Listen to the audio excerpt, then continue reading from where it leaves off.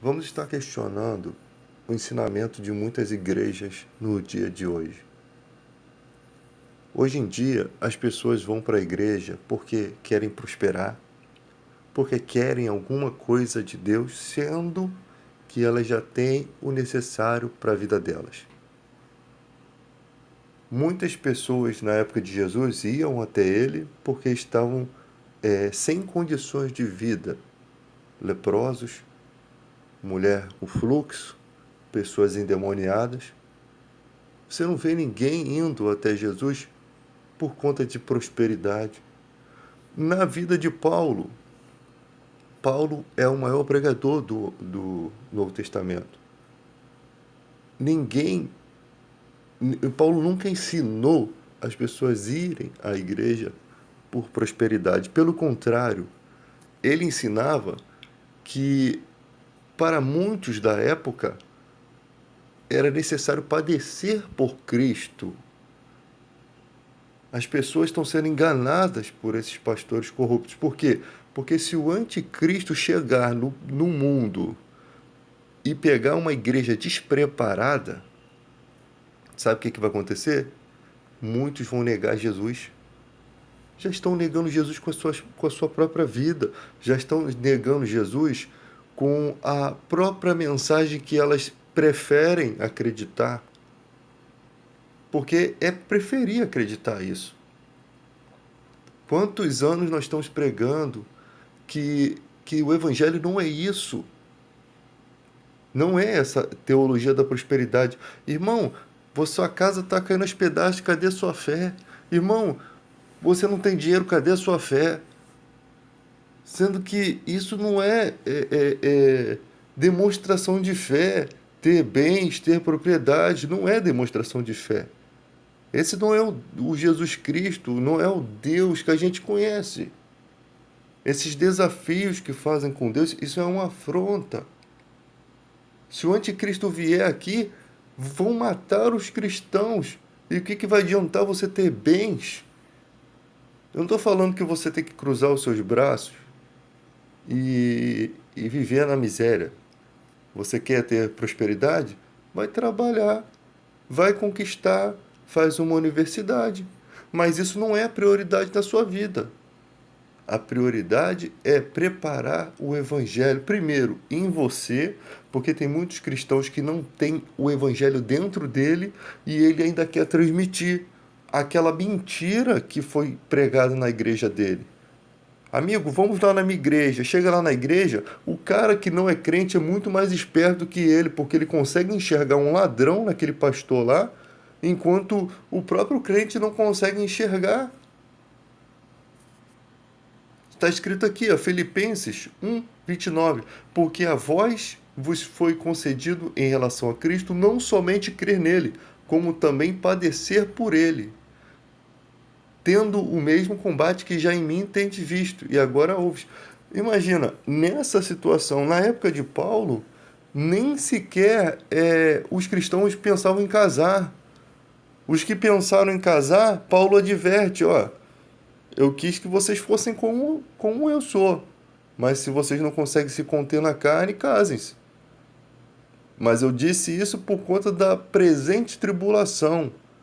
O cara que constituísse família em uma época em que os cristãos eram lançados na cova dos leões, os cristãos eram cerrados ao meio, os cristãos eram espetáculos a anjos e a homem, é isso que Paulo diz. No Coliseu ali fizeram toda a miséria, toda a desgraça com os cristãos, fizeram o que quiseram. E você não vê cristão pegando espada e lutando. Hoje em dia, o evangelho que estão tentando colocar aí é um evangelho em que o cristão se defende com espada e com arma e fará isso contra o sistema do anticristo. Quem ferir da espada vai ser morto pela espada. Ele vai poder fazer isso. E ele diz aqui, em Filipenses 1, peço que o vosso amor aumente mais e mais em ciência e em todo conhecimento. Ele não está falando de matemática, português, história. Ele está falando de conhecimento de Deus. Conhecimento bíblico, entendimento da vontade de Deus. O que que Deus tem para nós? O que que Ele quer nos ensinar por meio das Escrituras? Não que você não possa estudar também. Você pode estudar outras coisas, mas no texto aqui está falando de coisas espirituais. Para que aproveis as coisas excelentes, para que sejais sinceros e sem escândalo algum até ao dia de Cristo. Você não sabe o que vai acontecer até a vinda de Cristo. Então você tem que crescer em ciência, em todo conhecimento, para você aprovar coisas excelentes. Nós estamos numa época em que os cristãos estão aprovando presidentes que não representam o cristianismo, representam o nazismo. Cristãos fazem sinal de arminha dentro da igreja, outros cantam hino do Flamengo dentro da igreja. Que coisas excelentes que vocês estão aprovando? Que coisas excelentes são essas que vocês andam aprovando? É ridículo. Então, nós que estudamos as escrituras todos os dias, porque a escritura é para ser estudada todos os momentos, é não só para ser estudada, ser vivida, que é o mais difícil, e também ser meditada nela, não é só estudar como um mecanismo, a letra mata, é o espírito que vivifica. Então é concentração, santidade e crescimento, desenvolvimento a cada dia. Aí vai o cristão lá que mal sabe, o evangelho na vida dele é arroz, é feijão com farinha, é só isso, é o básico. Ele joga um versículo quando ele quer, ele acha que aquilo ali é assim, ele pega um versículo, mas a Bíblia diz isso aqui. O versículo está batendo no teto, mas ele acha que está acertando no alvo. É mais ou menos isso aí. O cara não entende nem do que ele fala, cara. Ele não sabe nem o que fala. Aí quando vai pro lado da política, é mais estúpido ainda. Por quê? Porque sabe pela própria Bíblia que Deus não chamou muitos de nobre nascimento. Muitos sábios. Essa massa da igreja, ninguém é sábio. Tem alguns que são inteligentes, mas a maioria não são pessoas que têm sabedorias como as pessoas do mundo, que você vê sabedorias de filósofos, né? Grandes filósofos. Geralmente esses caras são ateus. Existem alguns na igreja, sim, mas a sua grande maioria é composta de pessoas humildes, trabalhadoras, como na época de Cristo, pescadores, né? Os sábios, os ricos, os escribas eram aqueles que desafiavam Jesus e perdiam suas batalhas. Então Deus escolheu as coisas que não são para envergonhar, as que são para que ninguém se glorie na presença dele. Então o cara vai para o lado da política, pelo menos se dê o trabalho de abrir o Google para estudar. Pelo menos saiba ouvir a parte que está dizendo para você que aquilo está errado. Porque quando Paulo vai pregar o evangelho em Bereia, os cristãos de lá, em todo o canto do mundo, havia uma idiotice geral. Ninguém queria ouvir o que Paulo estava dizendo. O povo tampava o ouvido, não queria nem que Paulo pregasse. Os de Bereia não. Eles analisaram. Sabe o que se chama isso? Não ter medo de confronto, capacidade para compreender e para reagir a uma situação contra o evangelho. Até aquele momento eles não sabiam o que Paulo estava falando, eles conferiram verdades espirituais. O Espírito Santo é o mesmo. Se o Espírito Santo está usando Paulo, eles precisam se assegurar de que aquilo é uma mensagem do Espírito Santo. Né? Uma outra coisa aqui, ó, deixa eu ver aqui se está aqui. O jogador viu aqui. Aqui, ó. Nada façais por contendas ou por vanglória. Esses dias você viu um vídeo aí, né? A galera botou aí na internet um vídeo do cara que vai lá na igreja, arruma uma confusão danada, né? Tá fazendo por partidarismo, tá fazendo por contenda, tá fazendo por vanglória. O pastor da igreja dele não tem nada a ver com aquilo. Tá fazendo para aparecer, vanglória, que é se mostrar. E tá fazendo por contenda. Nosso evangelho é o evangelho da paz. Nosso evangelho é o evangelho da paz. Não é o evangelho da contenda. Então, Aquele que começou a boa obra, está escrito aqui, a aperfeiçoará até o dia de Jesus Cristo. Você acha que se houverem desafios, como por exemplo, surgir uma espécie de Hitler para desafiar a igreja, como Hitler massacrou os judeus, você acha que se houver isso, você acha que esse evangelho michuruca do oba-oba, de que me dá, Deus me dá, pede, pede, receberá, tu acha que esse evangelho vai se sustentar em uma época assim? E Deus vai mandar prova, Deus vai mandar dificuldade. Paulo teve que receber um espinho na carne porque Deus disse a ele: Paulo, a minha graça te basta, porque a fé se aperfeiçoa nas fraquezas. Ou seja, para que Paulo desafiasse as coisas futuras, tivesse capacidade, Deus já estava trabalhando nele aqui antes. Na nossa vida é assim: pai, mas Deus, por que eu estou passando dificuldade? Umas dificuldades são causadas por você mesmo, pelo seu cartão de crédito. Algumas dificuldades pelos seus calotes que você dá, pelas consequências do que você faz na vida, né? Tudo que você planta, você colhe, seja crente ou não crente. Agora, algumas dificuldades são vindas da parte de Deus, permissão de Deus, para que você possa ser exercitado para os dias maus, para os dias da adversidade, né? Não existe cadeias para quem é cristão, não existe celas. Você precisa aprender que se fecharem celas à sua volta, você sendo inocente ou não, se você não é inocente, quiser o perdão de Deus e você realmente abrir seu coração, Ele perdoa, você tem que aprender a entrar dentro de uma portinha que se chama Porta do Céu.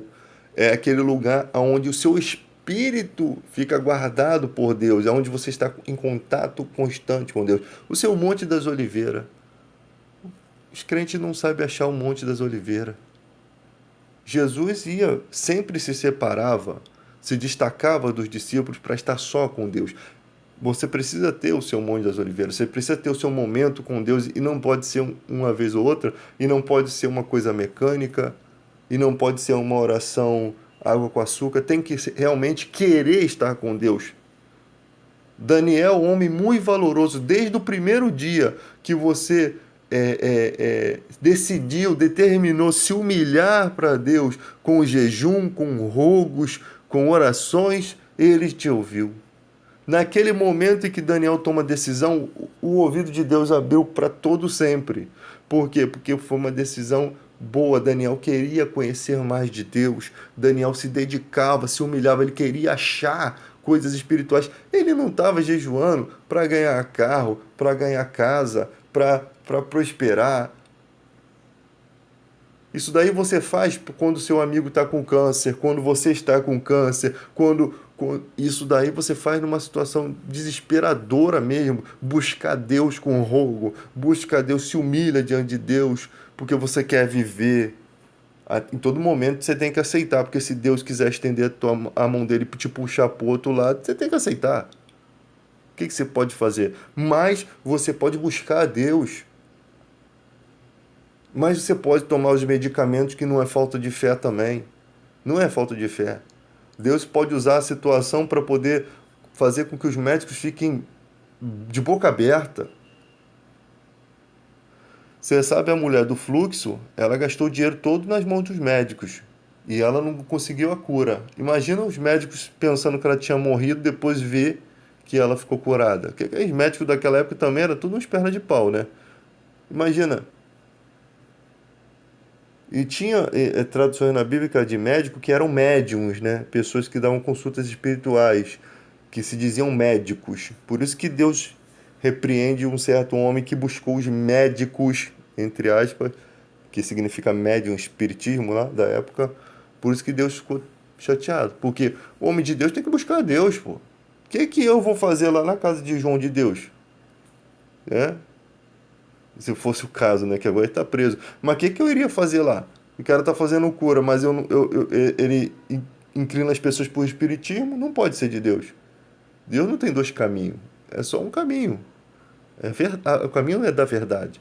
Tudo que Satanás puder fazer para cegar o entendimento dos incrédulos para que não enxergue a luz que há em Cristo, ele faz. Exatamente isso, mesmo que seja milagres. Né? Nós estamos lutando contra principados e potestades. E sabe Deus lá o que é isso? Nós não sabemos o que é isso, gente. Só Deus sabe. Principados e potestades, nós não temos noção. Nossa luta não é contra o sangue nem contra a carne, é sim contra principados e potestades. Nós não temos noção do que é isso, de que poder é isso. Nós sabemos que vem da parte de Satanás. Nós sabemos que são anjos, não sei se são. Eu não sei se com a queda dos anjos do céu não foi só anjo. Se caiu querubim, se caiu arcanjo, se caiu um monte de categoria de seres celestiais que às vezes nem são descritos na Bíblia. Porque Deus é eterno, é infinito. E as milícias celestiais devem ser muito grandes, a ponto de nem deve caber em livros aqui. Então se resume tudo em principados e potestades. É um resumo. A Bíblia parece ser um resumo de algumas coisas, né? Você vê, Miguel é um dos primeiros príncipes, né, que estava lutando lá contra o príncipe da Pérsia. São coisas espirituais. Né? O príncipe da Pérsia fazendo uma luta de 23 dias para que a oração de Daniel não fosse atendida. Então, são coisas que não cabem muito à nossa compreensão. A Bíblia nos dá uma visão, como é que eu posso dizer, resumida do assunto, só para a gente ter uma noção do que se trata.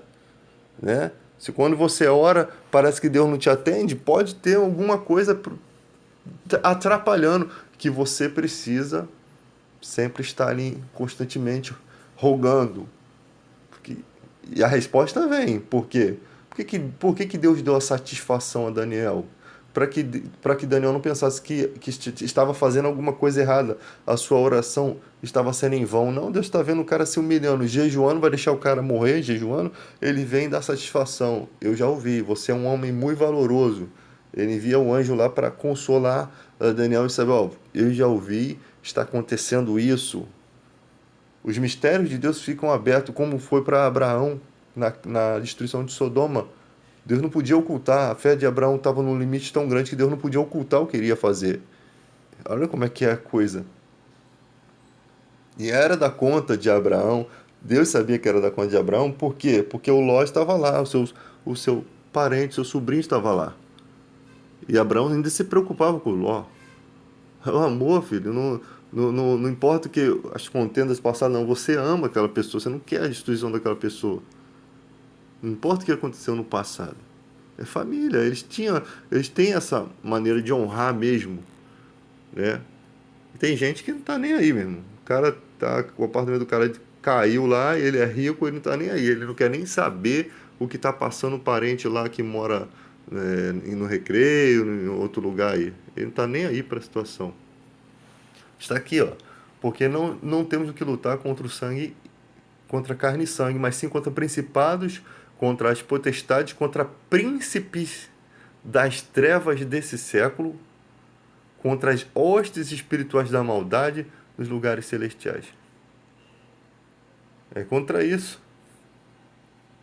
Aí diz, tomai toda a armadura de Deus, para que possais resistir no dia mau e, havendo feito tudo, ficar firme.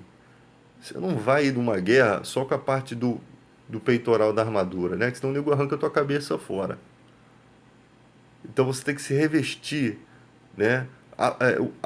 Com o escudo da fé. A fé é um escudo, é uma defesa contra o quê? Contra os dardos do maligno, a seta do maligno. Que dardos são esses? Dardos inflamados, coisas que muitas vezes a gente não entende, mas que se pode resumir em algumas coisinhas. Por exemplo, uma falsa pregação é um dardo do maligno, é uma seta, porque ele confunde a sua vida, né? Ele faz você acreditar numa coisa que parece estar na Bíblia, porque está escrito ali, mas com uma interpretação errada, é uma seta maligna. O diabo consegue trabalhar nesse versículo, ele consegue trabalhar nessa situação e tirá-la do contexto e prejudicar a sua vida. Não foi assim que Satanás usou o Salmo 91, fora do contexto, para enganar Jesus? Jesus havia jejuado 40 dias e 40 noites, depois disso que ele teve fome.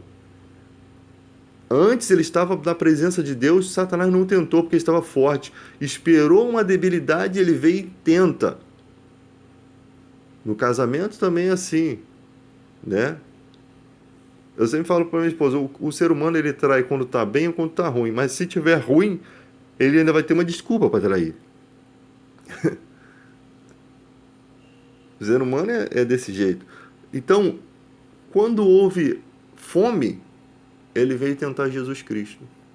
E ele usa o Salmo 91 como recurso de sua tentação. Atira-te daqui abaixo e dará ordem aos seus anjos que te sustenham para que não tropece em pedra alguma. Se és o Filho de Deus. Ou seja, se você é realmente esse Filho de Deus que as Escrituras estão falando a respeito, e Satanás se mostra com entendedor das Escrituras naquele momento, então te atira daqui abaixo aqui. Não está dizendo aqui que ele vai te guardar? Você não é o Filho de Deus que está escrito aqui? Então, se joga daí para que vai acontecer isso. E Jesus disse, também está escrito, não tentarás o Senhor teu Deus. Isso estava escrito em outra parte da Bíblia. Satanás tem um trabalho de entender quem era. Estava pescando ali. Vê um cara jejuando 40 dias e 40 noites como Moisés. O cara está entrando numa zona espiritual que não é comum o ser humano entrar. Porque, primeiro, que não é dado essa condição para qualquer um. Se você percebe, a vida de Jesus é uma vida totalmente de jejum e oração. Ele sempre está buscando o afastamento da humanidade para se concentrar. A humanidade tentou atrapalhar isso, Jesus fugia. Saía desesperado. Ele fugia porque ele queria estar só com Deus, ele precisava, ele sabia que chegava um momento em que ele tinha que se recolher, porque o espírito está pronto, mas a carne é fraca. E olha que a carne de Jesus nunca experimentou o pecado, né? O seu nascimento ele está debaixo do pecado também, porque ele nasce de uma mulher, né? Ele nasce no ventre de Maria, mas ele é semeado pelo Espírito Santo. Mas nós nascemos debaixo do pecado de Adão e Eva pela condição de herança, né? De herança genética mesmo. Com a maldição ali de Deus sobre Adão, veio para toda a humanidade, né? Pela desobediência de Adão, lógico. Mas as pessoas falam assim, mas Deus não podia não ter feito isso. Cara, tem coisas que a Bíblia não vai explicar. Não adianta você querer saber, inventar que havia outro casal no Jardim do Éden, porque, primeiro, que é mentira, né? A Bíblia diz que Eva é mãe de todos os viventes. E de um só fez toda a raça humana. Está escrito isso. De um só, de Adão, foi constituída toda a raça humana. Do pó da terra, Deus fez o homem. Do homem fez a mulher e toda a raça humana. Então, a própria costela de Adão vira um ser que coabita com Adão e dá origem à mesma coisa. Nosso sangue pode ser doado, né? Nossos órgãos podem ser transplantados. Então a Bíblia, ela praticamente explica mais a verdade do que qualquer ciência. Aí surge um monte de coisa aí, Homo sapiens, essas coisas que eu nunca vi, né? Mas a ciência diz que tem, tentando tipo mostrar que realmente teve esses seres, né? Que realmente pode ter tido, mas que não são seres humanos, não são mutações humanas, porque isso iria ferir o conceito de Deus como Criador. Agora, o que são, eu não sei. O homem não viveu naquela época para saber. Ele deduz certas coisas. E as pessoas ficam vivendo com aquelas deduções científicas, né? Como se fossem realmente verdades as coisas. Né? Nós não sabemos a que nível chegam a tentar manipular a gente. Nós sabemos o seguinte, que Deus fez o homem. Não há lógica, não existe lógica para você ter conhecimento de sua própria existência, coisa que o animal não entende, ele não sabe que sabe, né? Ele não se compreende. Não há lógica de você ser um ser inteligente, como a Bíblia diz, a imagem e semelhança de Deus, capacidade de amar, capacidade de saber o que é amar. Os animais, eles têm capacidade de amar, mas eles não entendem, né? Eles confundem o próprio sentimento de amor com desejo sexual, né? Você pode perceber isso. Os animais, por exemplo, o cachorro, ele não entende certas coisas, ele não compreende. E não sabe nem que é um cachorro. O pequenininho pensa que é um cachorro comum e ataca o grande. Ele não entende. O ser humano sabe, ele ama, ele tem filhos, ele tem família, ele constitui um relacionamento durante o curso de sua vida. E para tudo isso acabar, para tudo isso não existir mais, e tudo isso ter sido obra do acaso, não tem lógica alguma em você pensar isso. Porque você tem filho e você vai querer ver seus filhos depois dessa vida. Seria muito humilhante viver dessa forma. Eu preferia não viver. Ter família, ter filho e depois acabar aquilo e eu não ser mais nada, não haver nenhum pensamento, não haver nenhuma reflexão sobre a vida, não haver mais nada. É uma coisa muito ruim de pensar. Como Paulo diz, se não existe eternidade, somos os mais miseráveis que existem. Comamos, bebamos, porque amanhã morreremos. Se eu não tenho que dar satisfação a Deus por nada, se eu não tenho eternidade, eu não tenho que dar satisfação a Deus pelo quê? O que eu vou ganhar com isso? Em viver uma vida santa, uma vida reta. O que eu vou ganhar isso? Paz de espírito? Não vai ter mais espírito, não vai ter nada, não tem eternidade, não tem uma vida além dessa. É essa a questão que Paulo coloca. Mas a promessa da Bíblia é vida eterna ao lado do Criador, ao lado do Filho do Criador, uma coroa da vida. São promessas grandes. Reinar com Cristo. Eu não sei no céu como é que nasce os príncipes. Por exemplo, Miguel, um dos primeiros príncipes. Eu não sei como é que ele conquista esse título, se conquistou ou se ele já nasceu para aquilo. Eu só sei que nós nascemos para conhecer Jesus Cristo, para andar no caminho da verdade, para testemunhar Cristo com a nossa vida para as pessoas e para trazê-las para reinar com Cristo. Se você acha na sua vida assim, eu não sei por qual razão eu nasci. Você nasceu para essa razão. Todo mundo, até Albert Einstein, que tinha toda aquela capacidade divina, lógico, o seu cérebro é 40% maior, parece que era autista também, nasceu com capacidades pensadas por Deus para benefício da humanidade, também tinha a mesma missão que todo ser humano tem que ter. E a missão é viver com Cristo, achar a eternidade.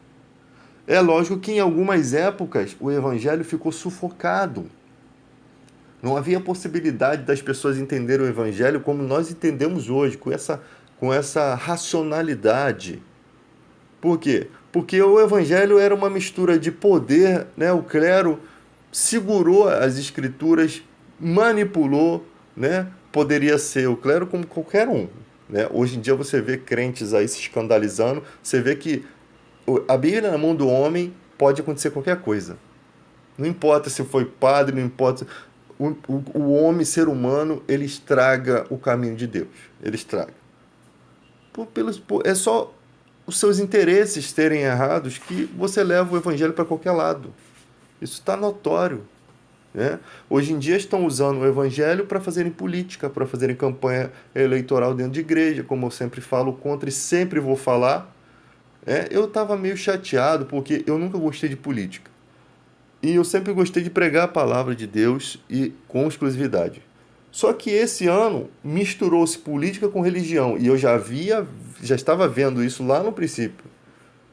No início eu achava que era normal, né? Eu ia na igreja da Internacional da Graça, eu achava normal o pastor apresentar o seu irmão lá na igreja, o irmão falar de política, porque não tinha maturidade, cara. Até quando eu fui vendo aonde aquilo estava chegando. Estavam usando a igreja para fazer campanha política. Isso é uma vergonha. Eles nem sequer refletem sobre a situação. Eles nem sequer assim, será que eu posso fazer as pessoas virem aqui para falar de política? Eles não refletem, simplesmente eles pensam nos objetivos dele, né? Querem ganhar passaporte diplomático ferindo a Constituição, ferindo a lei, né? Então a igreja está transgredindo a lei. E não dá para fazer isso, não dá para viver assim. A igreja tem que ser sem mácula, imaculada, não pode causar escândalos. Aí agora você vê aonde chegou toda aquela manipulação. Um monte de pessoas que eu achava que era de Deus, cara, que a gente é muito carismático com essas pessoas. Você também seria, se fosse no espiritismo, você também seria em qualquer religião. A gente é muito carismático, a gente não acredita, a gente quer acreditar mais que aquela pessoa está sendo perseguida pelo evangelho.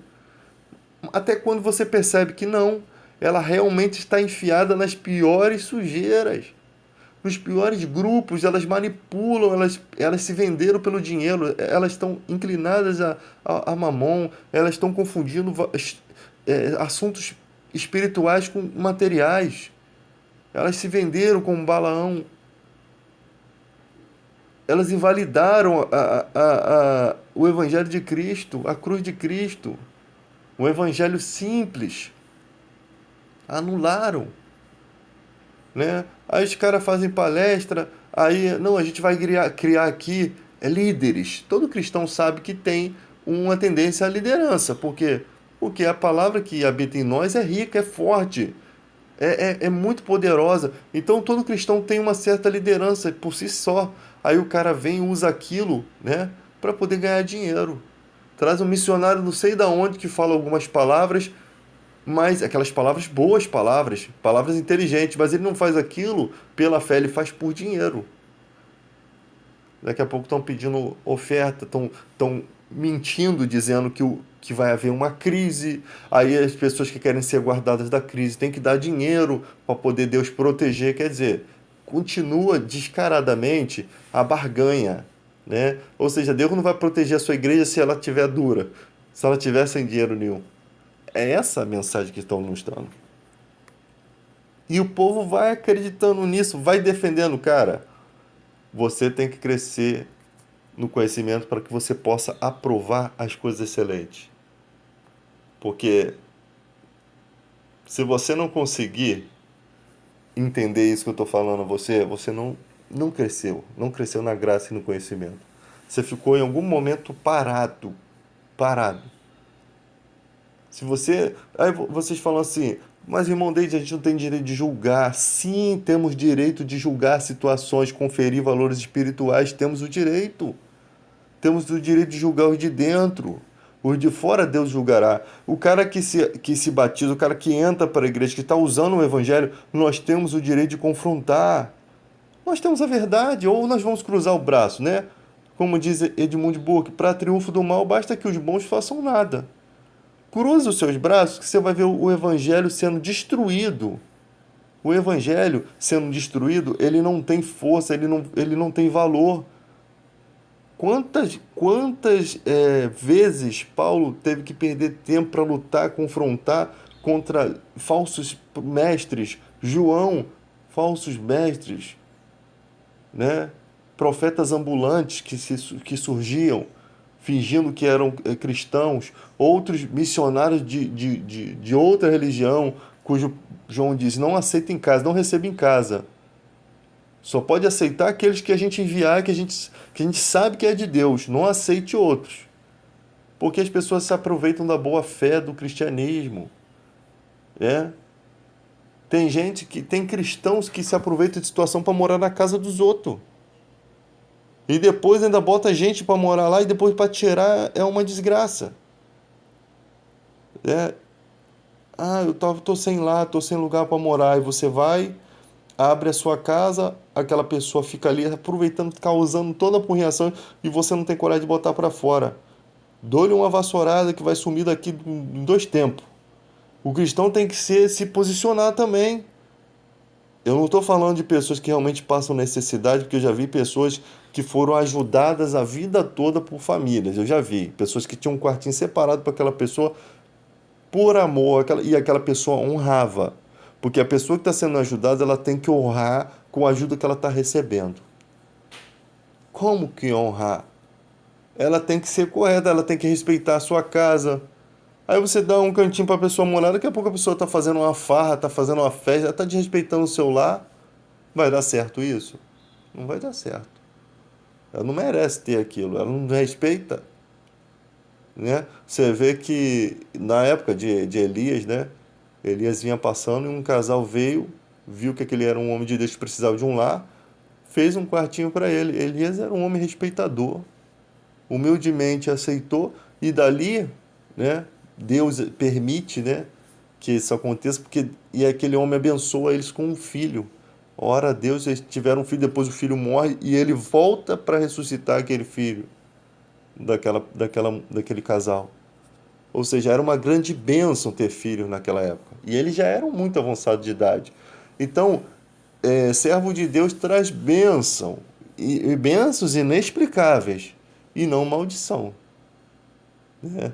Eu sei que tem muita gente que fala assim, caraca, eu estava precisando dessa pregação para tomar uma decisão.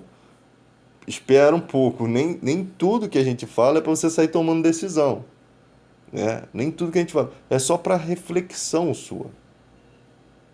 Porque muitas vezes a pessoa vai deixando as coisas acontecer e as pessoas tomam sua vida. Se você der bobeira para os outros, as pessoas tomam sua vida. Né? Você tem que impor limites. Ainda mais a gente que é muito maneiro com os outros, né? As pessoas muitas vezes se aproveitam dessa camaradagem e você tem que saber o que é uma pessoa aproveitadora, distinguir, né? Distinguir de uma não aproveitadora. Você tem que saber isso. O cristianismo não nos deixa mais idiota. Ele nos deixa no domínio da situação, no domínio do raciocínio das coisas. E tem cristão não, que quanto mais entra pelo lado do evangelho, parece que fica mais trouxa.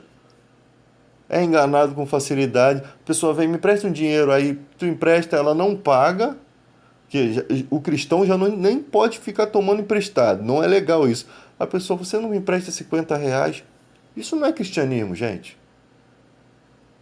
Se você está numa situação em que precisa de um medicamento e você não tem onde pedir, você conversa com o irmão. Irmão, ou conversa com a igreja, com o pastor. Estou passando por essa situação. Eu já vi gente pedir dinheiro ao pastor para pagar o agiota. Aí o pastor faz o papel de idiota, paga o agiota e aquela pessoa vai e pega mais dinheiro. Igreja não é caixa eletrônico, gente. Entende? Igreja não é caixa eletrônico. Tem certas situações que a igreja interfere para ajudar porque é questão de vida ou morte. Mas tem gente que se coloca nessas condições sempre. Se você quer se colocar nessa situação sempre, vai ter uma hora que tu vai pro beleléu, vai ter uma hora que a gente vai cruzar os braços, né? Então, igreja não é caixa eletrônico. Existem situações que a igreja interfere, quando num sepultamento não se tem dinheiro, né? Te deixa as pessoas passando a listinha, chega a um ponto que não consegue o dinheiro, a igreja ajuda. Num remédio que é um pouquinho mais caro, a igreja ajuda. A igreja tem que se estruturar para poder ajudar as pessoas. A religião pura e sem mácula é o quê? Visitar os órfãos e as viúvas da sua tribulação e se manter incontaminado do mundo. Ou seja, órfão e viúva simboliza pessoas em extrema necessidade. Não é só órfão e viúva, são pessoas que estão passando em extrema necessidade, pessoas que precisam. A igreja tem que se estruturar nesse sentido. Mas não, a igreja se estrutura para pagar o terno de R$ 6.000, de R$ 5.000 do pastor, de algumas igrejas, lógico, não estou falando de todas. O sapato de couro de jacaré, o outro de couro de lagartixa, o outro de couro de cobra. É uma coisa infernal, é uma ostentação. O pastor está pregando, quando ele levanta o terno, tem um relógio daquele de R$ 2.000 no braço. Sabe? É uma ostentação. Já vi igrejas que faziam coletas para comprar roupa para dar de presente para o pastor, né? É lógico que você não vai dar uma camisa da São Fabril, né? Que nem existe mais. Mas, pô, não precisa você comprar uma coisa que é um absurdo, né? Porque tem gente que exige, não, o pastor só usa iPhone 10, iPhone 50. Não, você quer dar uma coisa legal, dá um J7, dá um celular, sabe? Se as pessoas quiserem no dia do aniversário fazer alguma coisa pelo pastor, isso não tem nada de errado. O que não pode é as pessoas manipularem para ser feito de uma forma sobrenatural, tá? E se ninguém quiser fazer nada, o pastor não depende disso não, gente. Pessoas, o cristão não está ali pregando a palavra para receber nada em troca. Ele está pregando porque os pais devem tesourar para os filhos e não os filhos para os pais. Os pais são aqueles que lutam para criar o evangelho no teu coração. todo dia nós estamos pregando a palavra de Deus corretamente para que ela entre no seu coração, porque nós sabemos que ela não volta vazia. Sabemos da capacidade do poder do evangelho na vida das pessoas. Dali pode se extrair milagres, dali se extrai poder para tirar os filhos das drogas, se extrai poder para proteger famílias. Você pensa que não, aquela mãezinha que está ali, que às vezes é analfabeta, que está na igreja, ela está sustentando a vida de sua família. Ela está sustentando a vida espiritual da sua família, da sua casa. Por quê? Porque a Bíblia diz que crê em Deus é salvo tu e tua família. A promessa de Deus se reflete na casa. Ali o filho que andava, estava todo perdido, daqui a pouco ele arruma um emprego, ele começa a fazer um curso, ele começa a fazer uma aula de violão, ele começa a fazer coisas e a vida dele começa a mudar. Daqui a pouco ele está casado, daqui a pouco o mal foi resistido ali, né? Resistir ao diabo, ele fugirá de vós. Ele de alguma forma é resistido, o diabo foge. Os demônios fogem, não conseguem fazer o que queriam fazer naquela vida. Mas se não tem uma estrutura, o diabo leva a loucura na vida da pessoa.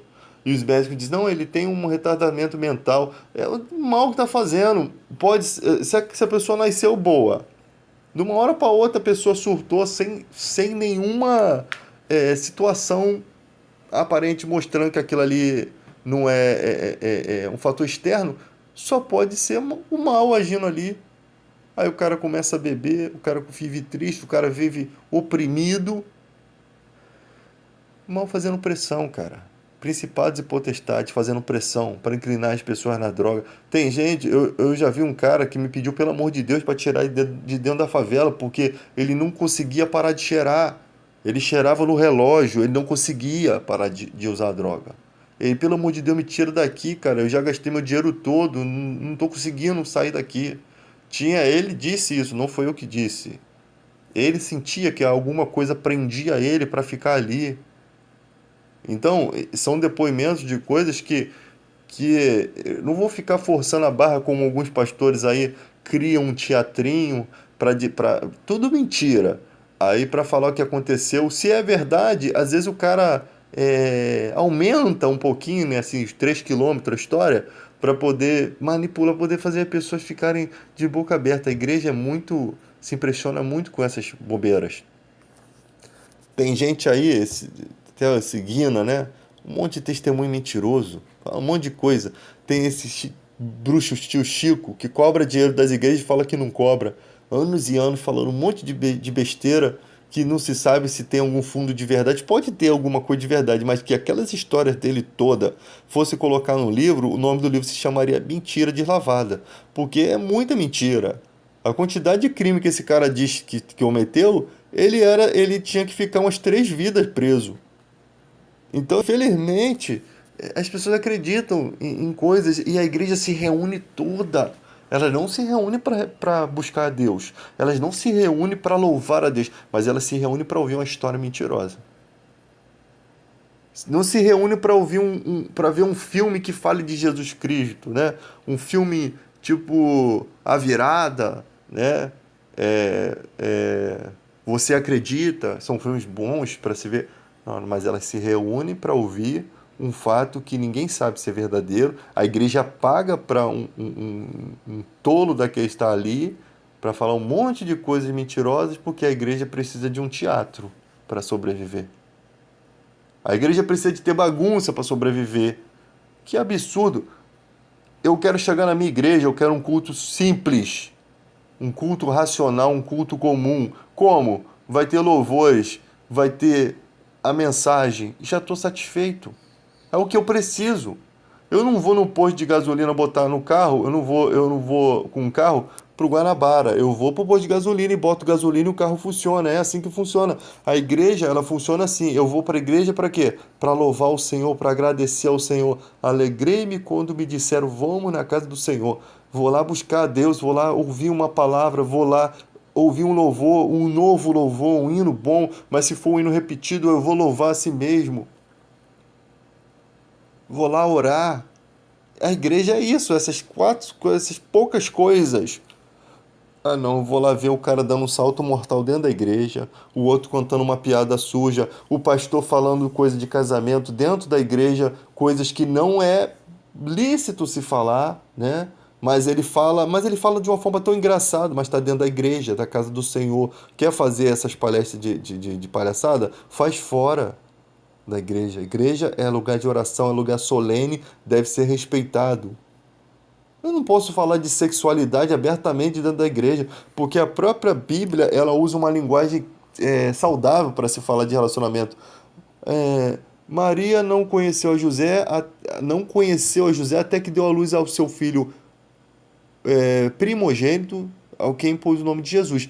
Maria não conheceu, não teve intimidade, não teve relação sexual, mas a Bíblia diz, ela não conheceu. Ela tem uma linguagem sadia. O próprio texto já está mostrando para a gente que como nós devemos nos portar para tratar as coisas de Deus. Os judeus nem sequer falavam o nome de Deus. Por isso que quando Jesus falou, se não crede que eu sou, ele fala o nome de Deus, citado no Antigo Testamento. Eu sou. Os judeus pegarem pedras, blasfêmias, os judeus pegarem paus, pegarem pedras e queriam empurrar ele no precipício. Jesus não estava dizendo nenhuma mentira. Eu sou. Mas ele estava falando, eu sou Deus filho, mas sou Deus. Né? E Jesus disse assim, como que o Messias é filho de Davi, se o próprio Messias disse o Senhor ao meu Senhor, assenta-te à minha direita até que eu ponha os seus inimigos por estrado dos seus pés. Como que que o Messias é filho dele se ele disse isso? Se ele chama de Senhor, disse o Senhor ao meu Senhor. E Jesus botava ele numa cilada, uma situação, e o Evangelho é assim. Ele coloca qualquer teoria doida dessa daí no chinelo. Porque o Evangelho é o poder de Deus para a salvação daquele que crê. Ele é perfeito. Você entra pelas portas do Evangelho e você não se engana. Os pastores malucos tentam enganar. Muitos pastores malucos aí tentam mudar a palavra de Deus. Mas se você lê o conhecimento bíblico, ele é puro, ele é tranquilo, é fácil, de fácil compreensão, né? E não tem nada a ver com essa parafernália toda que você vê aí nas igrejas. Vamos passar pelo Vale do Sal. Aonde está escrito isso na Bíblia? Que tem que ter um Vale do Sal para expulsar demônio. Ah, vamos tirar essa pombagira. Aonde Jesus chamou demônio de pombagira? Fala para mim aonde que tem um nome de demônio. Pelo contrário, os judeus que chamavam ele de Belzebu, maioral dos demônios, que eles colocaram esse nome. Jesus tratava como espírito imundo. Quando entrevistou o demônio, foi só para que os discípulos conseguissem entender do que se tratava, de como eram as reações, né? De que tipo de espécie de casta que estava se tratando. Não foi para fazer entrevista com o vampiro, não, e ficar filmando isso e botando para os outros ver, não. Se as pessoas quiserem ver isso, vão à igreja. Não precisa botar isso em cadeia nacional, não. Se as pessoas quiserem ver, vão à igreja sem hora marcada para ver que não é teatro. Aí o cara fala assim, você usa droga, você cheira, você fuma? Vou fazer uma oração por você. Aí faz a oração, daqui a pouco o pastor tira a cocaína do bolso. Tira a maconha do bolso. Cheira isso aqui. Pelo amor de Deus. O pastor tem direito de andar com cocaína e maconha no bolso para fazer o cara cheirar. É um absurdo, cara. É de uma tamanha ignorância que, cara, não dá para você se calar numa época dessa. Porque se a gente se calar, as pedras clamarão. Eu estava tão chateado com essa questão de reclamar que eu já estava pensando assim, cara, não vou mais falar nada, vou só pregar o evangelho. Um cara me parou na rua, eu e minha esposa, como testemunha, que minha esposa ficava dizendo, para com isso, para de falar de política. Para... E foi bom, ela tomou na lata.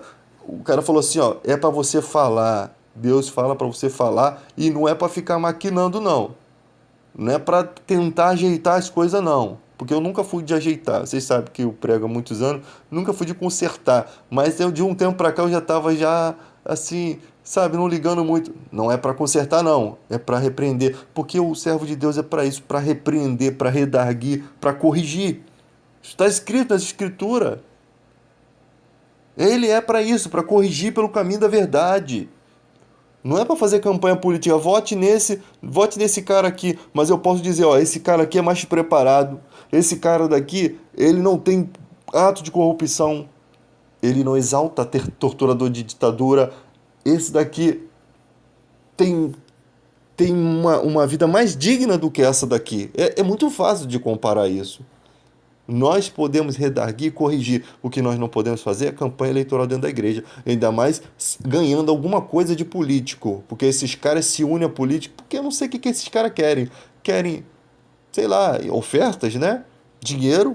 Porque o dinheiro que vem da política como ajuda, entra como oferta, é lavagem de dinheiro. Porque está fazendo uma ajudinha. O presidente deve pegar o telefone e falar assim: ô Malafaia, dá uma força aí, cara. Tô precisando de melhorar minha imagem. Aí o cara vai lá para daqui a pouco vai lá o dinheirinho lá na conta lá da igreja, tchum, como oferta, lavagem de dinheiro. Mas no coração do idiota, não, eu estou fazendo um trabalho porque eu tô fazendo isso. Cara, se você quer fazer, não faça por dinheiro. Você pode até acreditar, mas o dinheiro já mostra que tem alguma coisa errada. E isso é comum acontecer. Muita gente, o cara vive num patamar de dinheiro diferente do nosso. O cara vê a empresa dele falindo, entra o desespero, aí ele já tá mesmo na lama, aí que ele se afunda mesmo. Só que isso é obra de Deus, nós não podemos tratar de qualquer maneira. Paulo disse sobre isso, 1 Timóteo 6,9. Os que querem ser ricos caem em cilada e tentações, em coisas perniciosas, porque o amor do dinheiro é raiz de todos os males, e nessa cobiça muitos se desviaram da fé e se atormentaram com muitas dores. Você, homem de Deus, foge dessas coisas. Segue a justiça, a misericórdia e o amor. Esses caras têm textos tão simples na Bíblia, 1 Timóteo 6,13 ao 11. É tão simples, mas os caras não é para mim não, é para outros daí não. Passa a não ser para ele. Por quê? Porque já está no abismo, um abismo chama outro abismo. Ele já está na chuva. Agora que eu vou acabar de me molhar mesmo com esse lamaçal. Cuidado. Quando a foice vier, meu irmão, ela leva. Quando vier o martelo cruzado de Deus, filho, a havaiana de Golias, a chinelada vai ser doída. Se não levar, vai ficar aleijado, filho. Por quê? Porque a coisa é feia. Você vê lá Ananias e Sátira, o que foram usados como exemplo, estavam corrompendo ali, vendiam o terreno, chegavam com uma parte do dinheiro falsificando, querendo mostrar para a igreja que estava fazendo certo, não estava fazendo. O que aconteceu? Morreu os dois. E a igreja ficou com temor. Tem que ter temor, tem que ter respeito. Deus é amor, mas é fogo consumidor. Consideramos a bondade e a severidade de Deus. É isso que a gente tem que analisar.